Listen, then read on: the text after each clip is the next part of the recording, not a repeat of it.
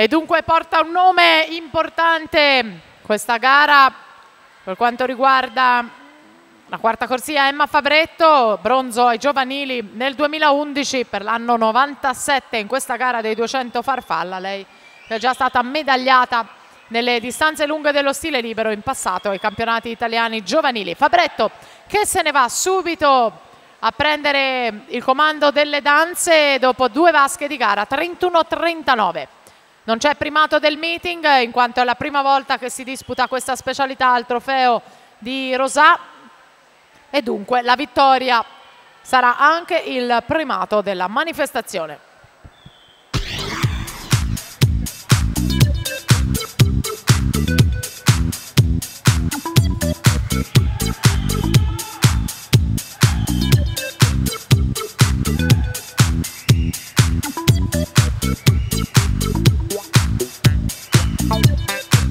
Gara solitaria per Emma Fabretto, 1.06.70 dopo 4 vasche di gara per lei, inseguita da Anna Fontana e Eleonora Beghi.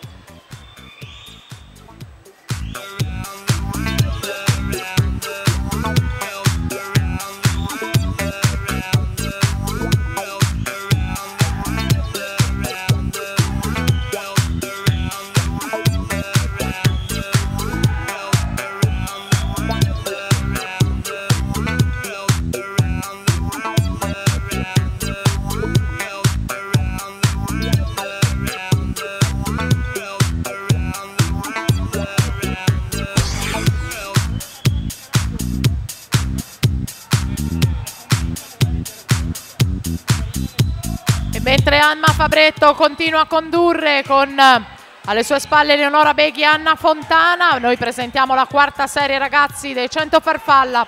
Lorenzo Pezzotti in corsia 1, Giovanni Frisonne in 2, Luca Gobbo in 3, Francisco Alexandru Mialace in corsia 4, Nicolò Zonta in 5, in 6 Matteo Zuliano, in 8 in 7 Simone Toso.